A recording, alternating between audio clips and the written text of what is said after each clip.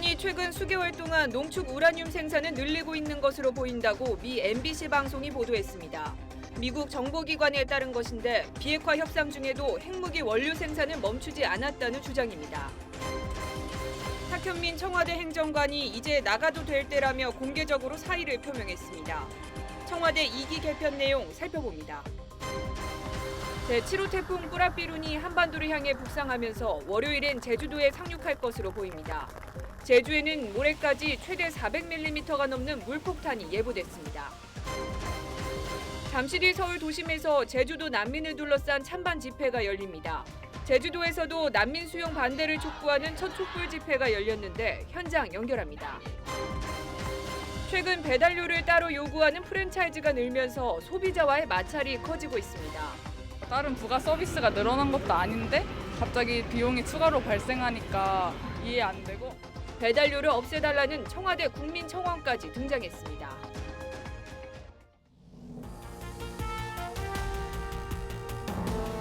시청자 여러분 안녕하십니까? 주말 TV조선 뉴스7 시작합니다.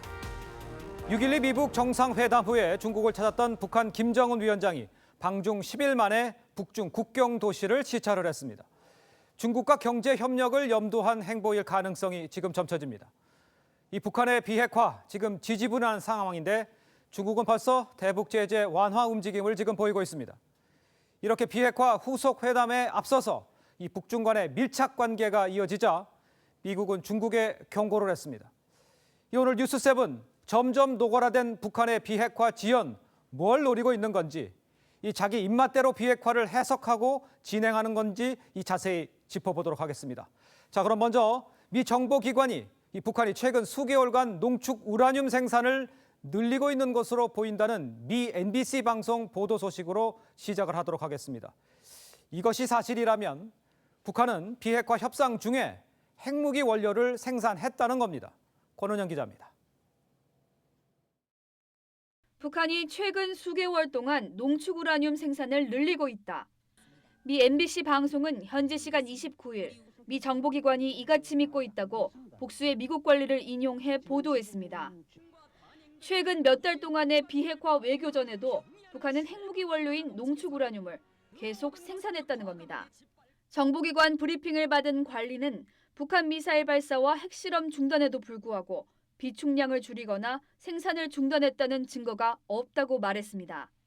이 방송은 또 미 정보기관은 영변 외에도 비밀 핵시설이 한 곳 이상이라는 평가를 내렸다고 보도했습니다. 백악관은 이와 관련해 언급하지 않았다고 이 방송은 전했습니다. 이에 앞서 북한 전문 사이트인 38로스는 지난 26일 북한 영변 핵시설에서 건물과 도로 같은 인프라 공사가 빠른 속도로 진행되는 것으로 보인다고 밝혔습니다. 지난 21일 촬영된 위성 사진을 토대로 분석한 건데 38로스 측은 그러나 이것으로 원자로 가동 여부를 판단하기는 어렵고 북한 비핵화 선언과 어떤 관계가 있는 것으로 봐서는 안 된다며 선을 그었습니다. TV조선 권은영입니다. 자, 앞서 언급해드렸지만 김정은 위원장이 북중 회담 후에 첫 공개 활동에 나섰습니다. 그런데 북중 경제 특구가 포함이 된 북중 접경 지역입니다. 대북 경제 투자를 염두에 둔 것으로 보입니다. 김동현 기자입니다. 사람 키보다 높은 갈대숲 뒤로 김정은 위원장이 손가락을 가리키며 웃음을 짓습니다. 압록강 하류 신도군의 비단섬으로 중국 단둥시에서 불과 31km 떨어져 있습니다. 김정은 위원장은 북중 경제 특구인 황금평에 포함된 이곳을 방중 뒤 열흘 만에 첫 공개 시찰 장소로 선택했습니다. 가을에 오이한 화학 섬유 생산을 활성화하자면 신도군을 대규모의 가을 생산 기지답게 잘 꾸리고 가을 재배를 과학화 현대화하여 시찰에는 중국 통인 김성남 당 국제부 제1부부장이 동행했습니다. 중국의 대북 투자도 염두에 둔 시찰로 보입니다. 지난해 말 조직 지도부의 검열을 받고 좌천된 황병서 전 총정치국장도 8개월 만에 수행원으로 언급됐습니다. 황병서 동지, 한광상 동지, 김성남 동지, 저영원 동지, 국무위원회 부장 김창선 동지가 동행했습니다. 사실상 복권이라는 해석이 나옵니다. 한광상, 김성남 제1부부장보다 앞자리에 놓은 것을 보면 조직지도부 제1부부장 자리에 복귀한 것으로 보이고요. 황병서의 복권은 2인자 자리를 굳힌 최룡해를 견제하려는 목적이라는 분석도 나옵니다. TV조선 김동윤입니다. 중국이 최근 대북 제재를 완화하려는 움직임을 보이자 이 폼페이오 미 국무장관이 중국 측에 직접 경고하고 나섰습니다. 안보리 결의를 지키라면서 대북 제재를 전면적으로 이행하라고 했습니다. 송지욱 기자입니다. 중국은 김정은 위원장의 세 번째 방북 이후 대북 제재 완화를 시도하고 있습니다.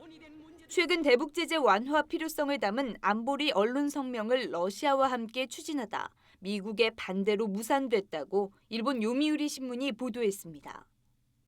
중국인의 북한 관광도 크게 늘어난 상태입니다. 根据朝鲜遵守履行决议的情况，是需要调整制裁措施，包括暂停或者解除有关制裁措施。 그러자 폼페이오 장관이 왕이 중국 외교부장과 전화 통화에서 직접 경고하고 나섰습니다. 유엔이 금지한 선박을 통한 북한의 불법적인 석탄 수출과 정제유 수입을 사례로 꼽으면서 중국 측의 안보리 대북 제재의 전면적 이행을 강조했다고 미 국무부가 밝혔습니다. Do you see any backsliding on China's part when it comes to sanctions against North Korea? A modest amount, yes. 이에 대해 중국은 미북 간에 잘해나갈 일이라며 중국 책임론을 비켜나갔습니다. 폼페이오가 다음 달 6일 북한을 또 찾을 것이란 외신 보도가 나온 가운데 북한의 비핵화 후속 조치를 둘러싼 미중 간 미묘한 신경전이 예상됩니다. TV조선 송지욱입니다. 이 북한 비핵화 해결을 위해서 더욱 긴밀하게 조율하고 의견을 나눠야 하는 게 한국과 미국일 겁니다. 강경화 외교부 장관과 폼페이오 미 국무장관이 어제 전화 통화를 했는데 양국이 발표한 통화 내용은 다소 온도차가 있습니다. 우리 외교부는 미북 간 향후 후속 협상에 방점을 찍었지만 미 국무부는 대북 압박을 유지한다. 이 내용을 강조를 했습니다. 장영욱 기자가 보도합니다. 강경화 외교부 장관과 마이크 폼페이오 미국 국무장관은 어제 오전 33분간 통화했습니다. 통화 직후 외교부는 보도자료를 통해 강 장관이 한러 정상회담 결과와 분야별 남북회담 동향을 전했다고 했습니다.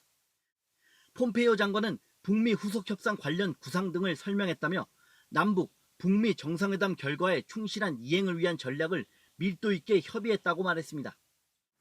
미 국무부도 통화 내용을 전하며 양측은 북한의 비핵화가 이뤄질 때까지 대북 압박을 지속해야 한다는데 동의했다고 발표했습니다. 대북 압박 관련 내용은 우리 외교부가 전한 내용에는 없던 부분입니다. 외교부는 서로 중요하다고 생각한 부분의 차이라고 설명했습니다. 외교부 관계자는 우리는 현재 시점에서 북미 후속회담 논의가 이번 통화의 가장 중요한 부분으로 본다고 말했습니다. TV조선 장용욱입니다. 자유한국당 혁신 비상대책위원장으로 김병준 전 부총리가 사실상 단수 후보로 압축 단계에 들어간 것으로 보입니다. 이 깜짝 인물이 등장하지 않는 한 다음 주쯤에 이 최종 확정 절차를 거칠 전망입니다. 이미지 기자입니다. 내주 중에나 그런 인물들이 대상이 떠올 수도 있지 않겠나 이렇게 기대를 해봅니다. 자유한국당 혁신 비대위원장 후보로 거론되는 인물은 10여 명 정도입니다. 하지만 비대위원장직 수락 의사를 내비친 사람은 김병준 전 부총리가 사실상 유일합니다. 김 전 부총리는 공식적으로 연락이 오지는 않았지만 공식 제안이 온다면 고민해 보겠다고 말했습니다. 그 역사의 흐름과 좀 맞는 그런 정당이 돼야 된다는 생각을 하고 있습니다. 원로급에서 비대위원장 물망에 오른 박관용, 김형호, 정의화 전 국회의장 등은 모두 고사했습니다. 이석수 전 특별감찰관과 홍정욱 코리아 헤럴드 회장, 이정미 재판관 등도 거론됩니다. 그런 분이 제대로 된 과거의 프레임을 우리가 좀 바꿀 수 있다. 이런 좀 진지한 성찰의 결과로서. 하지만 이들 역시 위원장직을 수락할 의사가 없는 것으로 전해집니다. 다만 한 비대위 준비위원은 후보들과 의견을 교환하는 단계로 이 중 일부와 조건을 맞추고 있다고 전했습니다. 자유한국당은 다음 주 초 의원총회를 열어 김병준 비대위원장 선임의 가부 의견을 모을 것으로 전해집니다. 한국당 고위 관계자는 깜짝 인물이 있지만 당 상황을 모른다는 점이 변수라고 전했습니다. TV조선 이미지입니다.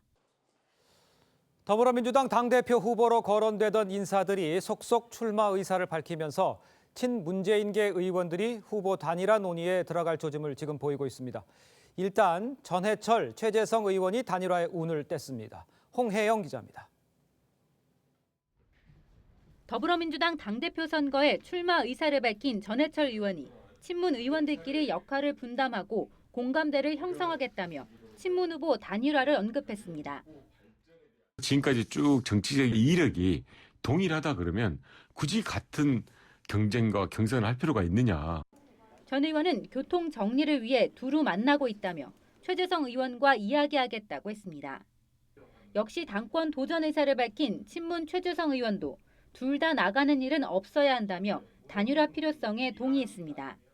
같은 이 정치적인 걸음을 해왔던 사람으로서 둘 다 나가는 것은 조금 어색하지 않느냐. 그런 일은 좀 없도록 해보자.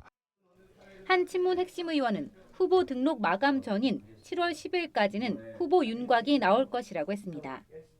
민주당 새 대표 경선은 김부겸 행정안전부 장관의 출마 여부가 최대 변수가 될 것이라는 관측이 많습니다. 개파색이 옅은 김진표, 박범계 의원은 이미 당대표 경선 참여를 선언했습니다. TV조선 홍혜영입니다. 자, 더불어민주당의 불모지로 불렸던 이 대구 경북 지역의 지역위원장 공모 경쟁률 껑충 뛰었습니다. 당 차원에서도 경북도당위원장을 최고위원에 임명을 하면서 대구 경북 공략에 적극 나서고 있습니다. 주원진 기자입니다. 더불어민주당이 전국 253개의 지역위원장을 공모한 결과 1.8대 1의 경쟁률을 기록했습니다. 이 중 대구 경북 지역 경쟁률은 2.4대 1로 전국 평균보다 높았습니다. 지역위원장은 국회의원 후보로 공천을 받는데 유리한 자리입니다. 당내 경쟁자가 적은 TK 지역의 지원이 몰려 경쟁률이 오히려 평균보다 높아진 것으로 보입니다. 2016년 경쟁률 1.4대 1과 비교하면 2배 가까운 상승입니다. 민주당은 당 최고위원에 김홍진 경북도당 위원장을 임명하며 TK 공략에 적극 나섰습니다. 일당 독점의 때까지 운영되어 왔지만 지금은 문재인 대통령 인기에 힘입어서 경북에도 변화를 바라는 도민들이 굉장히 많습니다. 민주당은 TK 지역 맞춤 공약도 적극 개발할 계획입니다. 지난번에 지방선거를 치르면서 대구의 득표율이 굉장히 잘 나왔다고 생각해서 정치 지망생들이 이제 한번 해볼 만하다 그래서 지원을 많이 한 게 아닌가 그렇게 생각합니다. 24년 만에 처음으로 민주당 출신 광역시장과 국회의원을 배출한 울산 지역위원장 공모는 전국에서 가장 높은 3.3대 1을 기록했습니다. TV조선 주원진입니다. 주초 청와대 일부 수석 교체를 시작으로 청와대 2기 개편이 이뤄집니다. 비서관, 행정관 인사와 함께 직제 개편도 계획하고 있는데 비서실장을 돕기 위한 가칭 업무조정 비서관 신설을 검토하는 것으로 알려졌습니다. 최지원 기자입니다. 청와대는 지난 26일 문재인 대통령 취임 이후 처음으로 수석 보좌관들을 교체하면서 2기 개편을 알렸습니다. 이번 개편을 통해서 훨씬 더 광범위하게 소통하면서 속도감 있게 성과를 내겠다. 조만간 공석인 비서관과 행정관 추가 인사와 함께 청와대 일부 조직 개편도 이루어질 예정입니다. 특히 임종석 비서실장의 업무가 과중하다는 판단에 따라 청와대 전체 업무를 취합 조정하는 가칭 업무조정 비서관을 비서실 내부에 신설하는 방안도 검토 중인 것으로 알려졌습니다. 애초 수석급 얘기도 있었지만 비서관급으로 결정됐습니다. 청와대 핵심 관계자는 여러 안 중에 하나가 맞다며 국정상황실과 역할이 겹칠 수 있어 잘 조정하는 방안을 검토하고 있다고 했습니다. 현재 국정상황실은 문 대통령 최측근인 윤건영 실장이 맡고 있습니다. 청와대는 이 밖에도 재정기획관, 제도개선 비서관, 사회혁신 비서관실 등을 통폐합하고 교육문화 비서관실 등을 분리하는 방안도 검토 중입니다. TV조선 최지원입니다. 문재인 대통령의 주요 행사를 기획해온 탁현민 청와대 행정관이 이제 나가도 될 때라며 공개적으로 사의를 표명했습니다. 청와대는 아직 사표를 받지 못했다고 했습니다. 윤우리 기자가 보도합니다. 어젯밤 늦게 탁현민 청와대 의전비서관실 선임 행정관의 SNS에 올라온 글입니다. 끝이라도 조용히 맺었어야 하는데 그럴 수 없는 사정이 있었다며 자신의 SNS 계정을 폐쇄한다고 썼습니다. 앞서 어제 오후에는 잊혀질 영광을 언급하며 사의를 암시했습니다. 오늘 아침엔 기자들에게 장문의 문자 메시지를 보내 이제 정말로 나가도 될 때가 된 것 같다고 했습니다. 애초에 6개월만 약속하고 청와대에 들어왔었고 사직 의사를 처음 밝힌 것은 지난 평양 공연 이후라고 언급했습니다. 하지만 임종석 비서실장이 남북 정상회담까지는 있어야 하지 않겠느냐며 사표를 반려해 남게 됐다는 뒷이야기도 전했습니다. 지난 4월 남북 정상회담 당시 탁 행정관은 문 대통령 동선 하나하나를 직접 챙겼습니다. 모습이 나타나시면 저희가 걸어 내려가는 겁니다. 탁 행정관이 비서관 인사에 불만을 품고 사의를 결심한 것 아니냐는 일부 보도에 대해선 김종천 의전 비서관은 제가 청와대 안에서 유일하게 형이라고 부르는 사람이자 가장 적임자라고 일축했습니다. 하지만 청와대 관계자는 탁 행정관이 공식적으로 사의를 표명하거나 사표를 제출하진 않았다고 말했습니다. TV조선 윤우리입니다. 허익범 특검팀이 댓글 조작 주범인 드루킹 김동원 씨를 오늘 재소환해 조사 중입니다. 주말도 반납한 채 수사 속도를 올리고 있는 건데 특검 사무실에 나가 있는 취재기자 연결합니다. 박경준 기자, 드루킹 2차 소환 조사 어떻게 진행되고 있습니까? 네, 허익범 특검팀은 오늘 오전 10시 드루킹 김동원 씨를 다시 불러 9시간째 고강도 조사를 진행 중입니다. 지난 28일 첫 소환 이후 이틀 만인데 검경으로부터 넘겨받은 수사 자료와 김 씨의 진술과 엇갈리는 부분을 확인하고 증거 확보에 주력하는 듯한 모습입니다. 특검은 지난 1차 조사 당시 드루킹 김 씨를 상대로 댓글 조작 방법과 시점 등에 대한 포괄적인 조사를 벌인 것으로 전해집니다. 특검팀은 드루킹 김 씨가 12시간을 넘긴 지난 조사에 협조적이었던 만큼 심야 조사를 꺼리는 김 씨를 배려해 오전 10시부터 조사를 시작한 것으로 알려졌습니다. 아울러 특검팀의 자료 분석 작업도 급물살을 타고 있습니다. 이미 검경으로부터 넘겨받은 수사 자료 외에 어제 검찰에서 A4 용지 2박스 분량의 서류와 드루킹 일당의 PC와 휴대전화 등 전자기기를 넘겨받아 디지털 증거물 분석 작업인 포렌식 작업에 돌입한 상태입니다. 특검은 김 씨에 대한 조사를 마무리하는 대로 김 씨가 이끌던 인터넷 카페 경공모 핵심 멤버인 도모, 윤모 변호사 등을 차례로 불러 조사할 계획입니다. 지금까지 특검 사무실에서 TV조선 박경준입니다. 자, 이번에는 한반도를 향해서 북상하고 있는 태풍 뿌라삐룬 이 상황 알아보도록 하겠습니다. 이 태풍이 장마 전선을 밀어 올리면서 지금 제주와 남해안, 번개를 동반한 폭우가 쏟아져서 지금 피해도 잇따랐습니다. 네, 경남 거제 장승포항에 나가 있는 취재기자 연결해 보겠습니다. 자, 정민진 기자, 현재 상황 전해주시죠. 네, 저는 경남 거제 장승포항에 나와 있습니다. 제대에 있는 장승포항에는 어선 60여 척이 정박해 있습니다. 오늘 이곳 거제에도 호우특보가 내렸는데요. 시간당 38mm의 장대비가 내렸습니다. 지금도 많은 비가 내려서 지금 눈앞이 제대로 보이지 않는 지금 실정입니다. 태풍은 현재 일본 오키나와 부근 해상을 지나가며 제주도를 향해 북상하고 있습니다. 각 항구는 어선들로 붐비고 있습니다. 제주도와 남해안은 호우특보가 내려졌습니다. 제주에는 시간당 최고 52mm가 넘는 폭우가 쏟아졌습니다. 오늘 하루 윗세오름 등 제주 산간에 178mm, 성산포는 134mm가 내렸습니다. 감귤 농장과 주택, 도로 곳곳이 물에 잠겼습니다. 제주 서귀포시의 한 펜션은 오늘 아침 9시 반쯤 배전반에 번개가 떨어져 전기가 끊겼습니다. 호우경보가 내려진 부산에서도 하수구 역류와 빗길 교통사고가 잇따랐습니다. 방재당국과 자치단체는 시설물 안전점검 등 태풍에 대비하고 있습니다. 지금까지 거제 장승포항에서 TV조선 정민진입니다. 장마와 함께 찾아온 이번 태풍은 크기는 소형으로 작지만 6년 만에 한반도를 직접 지나는 태풍이라 영향력은 만만치 않을 것으로 보입니다. 태국어로 비의 신이란 이름처럼 많은 비도 예보됐습니다. 이번 태풍의 이동 경로와 고비 시점을 홍영재 기자가 정리했습니다. 태풍 뿌라삐룬 북상 소식에 지자체별로 하수시설 긴급점검에 돌입했습니다. 집중호우가 예상되는 만큼 하수로 주변 이물질 등을 미리 제거해 침수 가능성에 대비하고 나선 겁니다. 빗물바지가 위에 덮개로 덮여 있으면 노면수가 나가지 못해서 침수 피해라든지 이런 우려가 있기 때문에 북상 중인 7호 태풍 뿌라삐룬은 다음 주 월요일 제주 서귀포 서쪽 해상을 지나 화요일엔 중부지방을 관통할 가능성이 있습니다. 한반도에 태풍 본체가 상륙하는 건 2012년 태풍 차바 이후 6년 만입니다. 우리나라 동쪽으로 위치하고 있는 고기압 때문에 그 가장자리를 따라 한반도로 북상할 것으로. 기상청은 7호 태풍 뿌라삐룬이 한반도에 가까워질수록 강도가 약해질 수 있지만 장마 전선도 함께 끌어올려 많은 비가 내릴 것으로 내다봤습니다.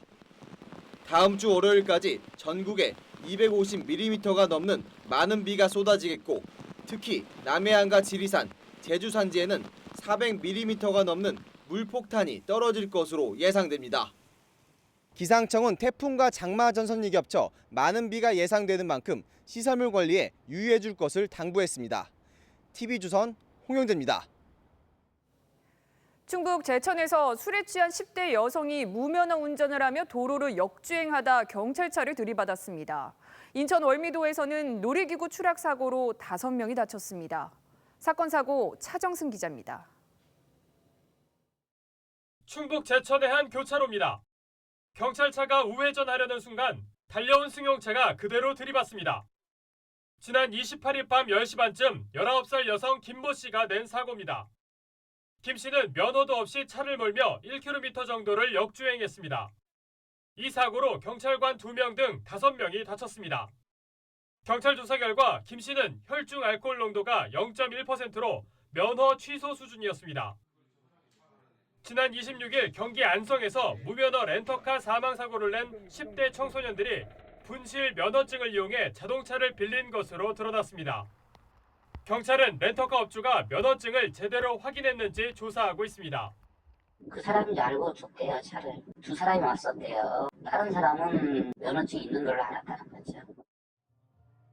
어제 낮 5시쯤에는 인천 월미도의 한 놀이공원에서 낙하 놀이기구가 7m 높이에서 추락했습니다. 기구에는 20대 남녀 5명이 타고 있었지만 크게 다치지는 않았습니다. 18m 올라가다가 센서 고장으로 해서 에어브레이크가 작동이 안 됐다고 그러더라고요. 오늘 낮 11시쯤에는 수원의 한 마트 천장에서 불이 나 손님과 직원 300명이 긴급 대피하는 소동이 벌어졌습니다.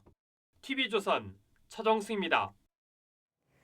본격적인 휴가철을 앞두고 경찰이 어젯밤 전국 동시 음주 단속을 벌였습니다. 예고까지 한 단속이었지만 밤새 적발된 음주 운전자만 무려 480명이나 됐습니다. 최민식 기자입니다. 서울 서초구 강남대로 음주 단속 경찰관과 운전자 간 실랑이가 잇따릅니다. 차 움직이지 마세요. 면허 취소 수치인 혈중 알코올 농도 0.1% 턱 밑에서 멈춰선 운전자의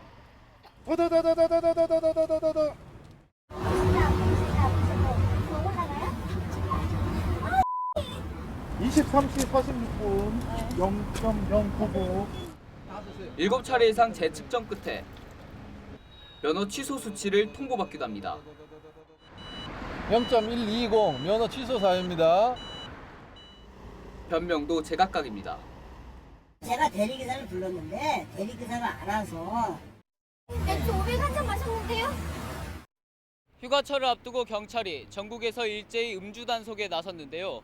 이곳 교육개발원 사거리에서도 밤 10시부터 2시간 동안 단속을 벌여 음주운전자를 적발했습니다. 오늘 오전 6시까지 진행된 음주 단속에 적발된 운전자는 모두 480명. 이 가운데 면허 취소 대상만 절반이 넘습니다. 괜찮겠지라는 생각하지 마시고 철저하게 말려주십시오. 큰 대가를 치르게 될 수 있습니다. 경찰은 앞으로 낮밤에 관계없이 매주 한 번씩 음주 단속을 벌일 계획입니다. TV조선 최민식입니다. 자, 예멘 난민을 두고 지금 찬반 여론이 아주 뜨겁습니다. 1시간 전부터 제주도에서 이 난민 반대 시위가 열리고 있습니다. 이번 집회, 제주에서는 처음으로 열리는 난민 반대 시위입니다. 현장에 나가 있는 취재 기자를 연결하도록 하겠습니다. 자, 백연상 기자, 지금 사람들 많이 모여 있습니까? 네, 1시간 전부터 제주도민 100여 명은 이곳 제주시청 앞에서 집회를 연 뒤 조금 전 행진을 시작했습니다. 도민들은 난민법 개정과 함께 난민 지위 여부를 확실히 가려내야 한다고 목소리를 높였습니다. 난민 문제는 지난해 12월부터 말레이시아를 통해 무비자로 예멘 난민들이 제주도로 입국하면서 시작됐습니다. 법무부는 어제 난민 심사 여부를 최대한 빨리 결론 내리겠다고 발표했지만 도민들은 심사를 앞당겼다고 해결되는 문제가 아니라 주장합니다. 반복적으로 난민 신청을 다시 할 수 있는 권리가 있습니다. 이들이 마음만 먹으면 영원히 대한민국에서 머물 수 있는.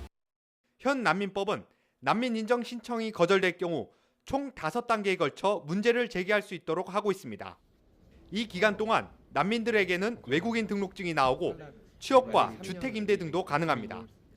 제주 난민대책 도민연대 등은 난민 여부가 밝혀지지 않은 예멘인들에게 취업 허가를 내줬다고 지적합니다. 법무부 장관이 여해 조항에 의해서 이게 취업 허가를 할 수 있다 이렇게 변명을 했는데 법상으로 여해 조항이라는 거는 없어요. 국가인권위원회는 어제와 오늘 제주에서 예멘 난민 신청자들을 대상으로 인권 상담을 했습니다. Most of the people, as I told you, their accommodation is very limited, already finished. They looking for accommodations, life expenses, and also for the food. 예멘 난민 문제를 두고 찬반 여론이 대립하는 가운데 정부의 신속한 해결책 제시를 원하는 목소리가 커지고 있습니다. TV조선 백연상입니다. 자, 오늘 도심에서는 정부의 노동정책을 비판하는 노동계의 대규모 집회가 열렸습니다. 현 정부 들어서 최대 인원이 모여서 최저임금법 개정안에 반대를 하고 비정규직 철폐를 외쳤습니다. 이채림 기자입니다. 광화문 광장이 집회 참가자들로 가득 찼습니다.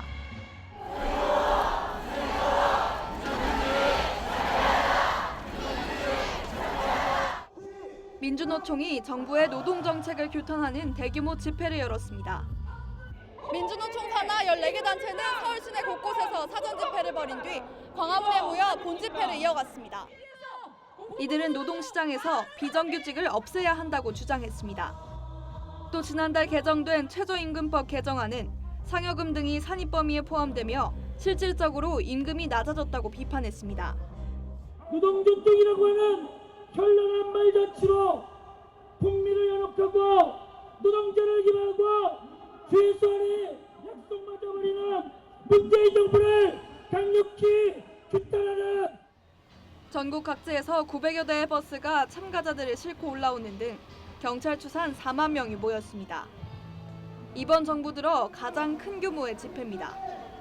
1시간 정도의 본집회를 마친 뒤엔 3개 대열로 나뉘어 청와대 앞 효자동 주민센터와 헌법재판소, 삼청동 총리공관으로 행진을 이어갔습니다. 세종대로와 종로 등 도심 곳곳 도로가 양방향 모두 통제돼 극심한 교통 혼잡을 빚기도 했습니다.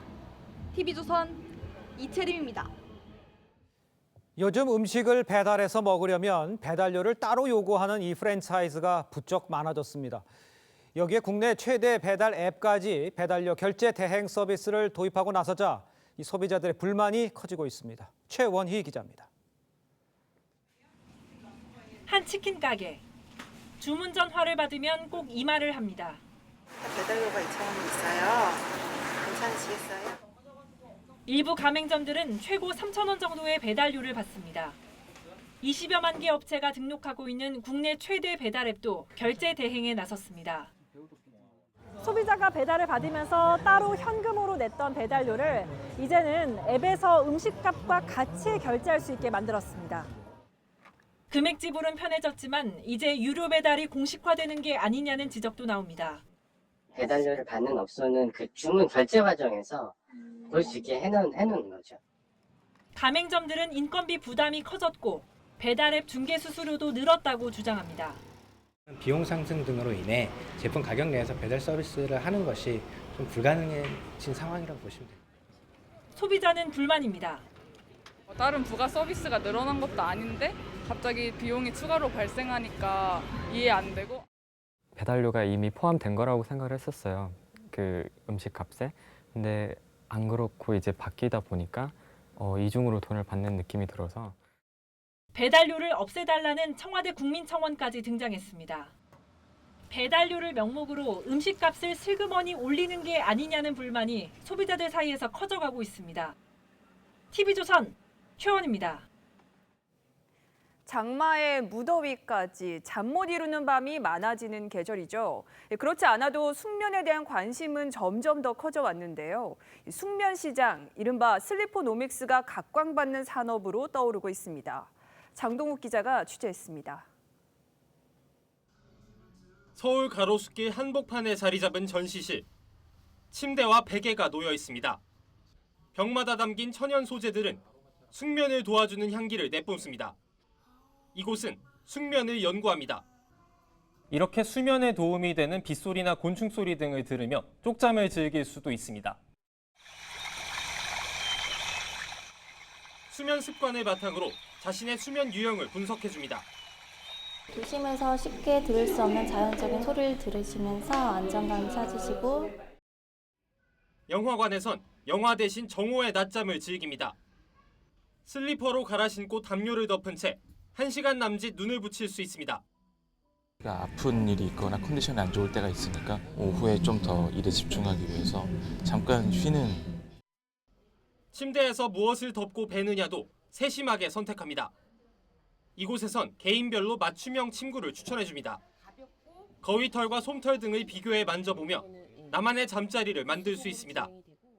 국내 수면장애 환자는 갈수록 늘어 50만 명에 육박하고 수면 시장 규모도 2조 원에 달합니다.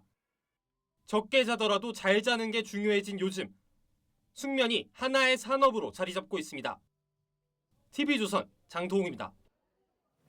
스타를 응원하는 팬들의 문화가 달라지고 있습니다. 사생활을 캐는 사생팬, 선물 공세를 펴는 조공 문화에서 스타 이름으로 기부와 봉사를 하는 나눔 문화로 바뀌고 있습니다. 홍현주 기자입니다. 빠른 손놀림으로 팔찌를 포장하고 금세 박스 하나를 가득 채웁니다. 엑소 멤버 수호의 팬클럽 회원들이 류게릭병 환자 요양병원 건립을 위한 봉사활동에 나섰습니다. 제품도 착용을 하고 지속적으로 이제 기부 후원도 진행하고 하는 방식으로 해서 저희 팬들도 이제 알게 된 거고요. 그래서 그것을 또 따라서 실천하고 싶은 마음에 저희도 동참하게 되었습니다. 아이돌 워너원과 배우 박혜진 등 스타들이 얼음물을 뒤집어 쓰는 아이스버킷 챌린지로 기부를 독려하자 재단 홈페이지는 팬들의 접속이 몰려 한때 마비됐습니다. 스타분들이 그런 기부 상품을 착용해 주시고 기꺼이 인증해 주시고 그냥 저절로 홍보 마케팅이 됐기 때문에 아이돌 방탄소년단의 태국 팬클럽은 데뷔 5주년을 기념한 헌혈 프로젝트로 20만 cc를 모아 화제가 됐고 위안부 피해 할머니를 위해 기부를 하거나 유기견 보호소, 노숙인 급식소를 찾는 등 팬덤 봉사의 범위는 점점 더 넓어지고 있습니다. 배우 박보검 씨의 팬클럽은 박 씨의 생일을 맞아 이렇게 특별한 포장을 입힌 즉석식품을 이곳 공부방 어린이들에게 기부했습니다. 과거 스타를 맹목적으로 추종하는 데 그쳤던 팬덤 문화가 스타의 선행이나 사회공헌에 동참하는 성숙한 문화로 발전하고 있습니다. TV조선 홍현주입니다. 최근 개봉한 국내 미스터리 영화의 공통점. 모두 신인 여배우들이 주연을 맡아 영화를 이끌어간다는 건데요. 이 미스터리 영화가 신인을 좋아하는 이유는 무엇일까요? 박소영 기자가 보도합니다. 너 도대체 누구야? 거울 속 자신을 바라보는 소녀. 영화 마녀의 주인공 김담입니다. 무려 1500대 1의 경쟁률을 뚫고 캐스팅된 신예로 인간병기 소녀 역할을 맡았습니다. 걔는 괴물이에요, 괴물. 수수하고 앳된 외모로 여고생 역할을 완벽 소화해냈다는 평가입니다. 이제 진실을 얘기해봐. 이창동의 뮤즈 전종선은 버닝 이후 충무로 최고 기대주가 됐습니다. 특유의 신비로운 이미지가 속을 알 수 없는 인물인 영화 속 케미와 맞아떨어졌다는 분석입니다. 새로운 이미지를 가진 참신한 캐릭터를 활용하는 것이라고 하겠죠. 전형화되지 않은 신인 배우들을 데리고 감독이 마음껏 스토리를 전개시킬 수 있다는. 장르 영화의 신인 여배우 기용은 하나의 공식이 되어가고 있습니다. 상반기 개봉에 흥행한 영화 곤지암도 페이크 다큐멘터리 컨셉에 맞게 신인 여배우를 대거 캐스팅했습니다.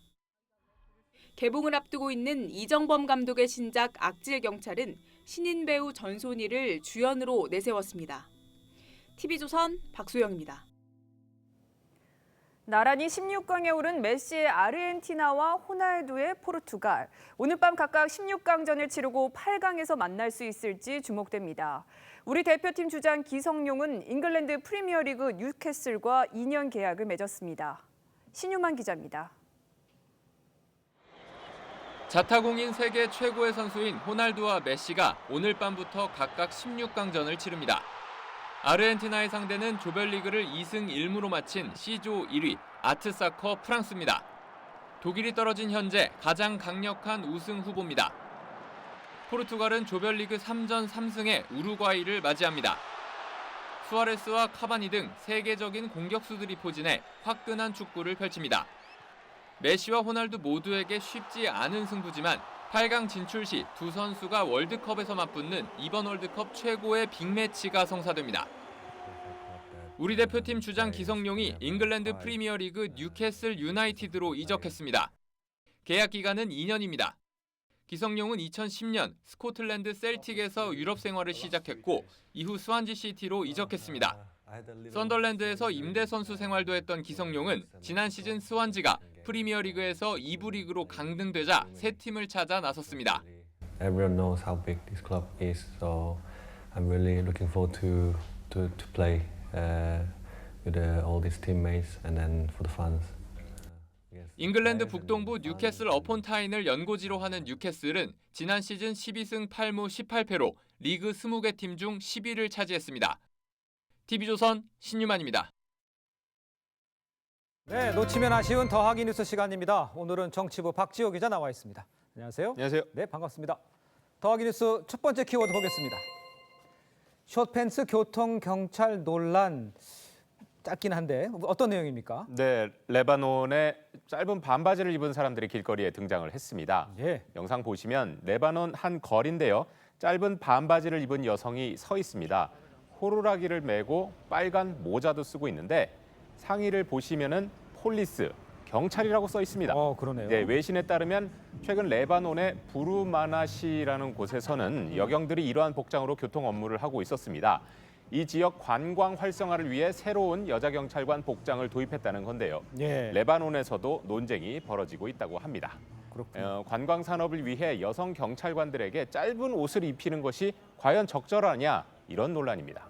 관광 산업. 근데 이 레바논이라는 나라 무슬림 국가 아닌가요? 네, 그렇습니다. 레바논이 그 이슬람교 영향권이라는 점도 이 나라에서 여성들에게 이런 복장이 가능한가 이런 의심을 들게 하는데요. 그러니까요. 실제로 레바논은 이슬람교뿐 아니라 가톨릭 또 그리스 정교 등 여러 종교가 섞여 있는 나라라고 합니다. 그렇군요. 네. 자, 두 번째 키워드 보겠습니다. 무비자 1만 명 불법 체류. 이 뒤에 평창 올림픽 로고가 보이는데 무슨 내용입니까? 네, 지난 평창 동계올림픽 당시에 정부가 관광객에게 한시적으로 90일 한도의 무비자 입국을 허용을 했었습니다. 예. 그런데 이때 무비자로 입국한 35만 명 가운데 지금까지 출국하지 않고 있는 사람이 만 명이 넘는 것으로 드러났습니다. 한국당 전희경 의원실에 따르면 정확히 11,635명입니다. 일반 관광객이라면 90일이나 우리나라에 머물고 있기는 쉽지 않죠. 게다가 만 명이 넘게요. 네, 그래서 일자리 목적의 이주 노동자들이나 난민 신청자 등이 상당수 포함될 수 있다. 대책 마련이 필요하다. 이런 우려가 나오고 있습니다. 그렇군요. 자, 마지막 키워드 보겠습니다.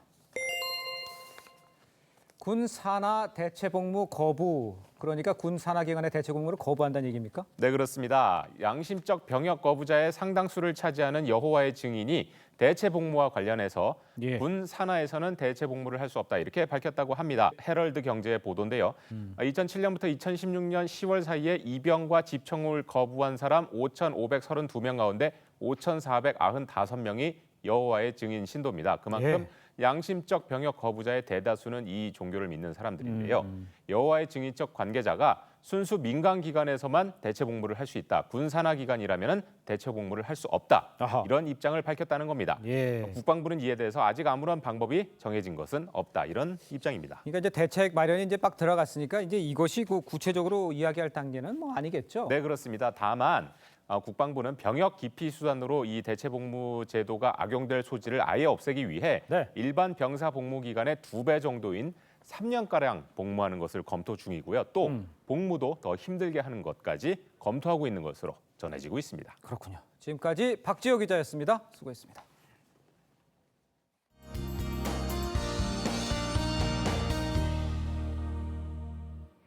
휴일인 내일 장마전선의 영향으로 전국이 흐리고 비가 오겠습니다. 전국에 매우 강하고 많은 비가 예상돼 산사태나 침수, 하천 범람 등 비로 인한 안전사고에 유의하셔야겠는데요. 오늘 밤부터 내일 새벽 사이에는 남부지방을 중심으로 시간당 30mm 이상의 강한 비가 내리겠고요. 내일 새벽부터 오후 사이에는 중부지방에 시간당 50mm 이상의 매우 강하고 많은 비가 내리겠습니다.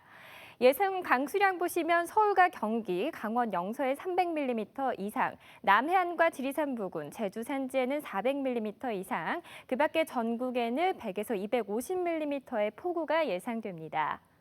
태풍 뿌라비룬이 소형급의 약한 세력을 유지한 채 한반도로 북상 중입니다. 월요일에는 태풍의 영향으로 비가 오겠고요.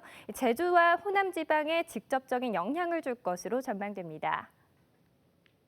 남부지방은 주 후반까지 비 소식이 있겠습니다. 날씨였습니다.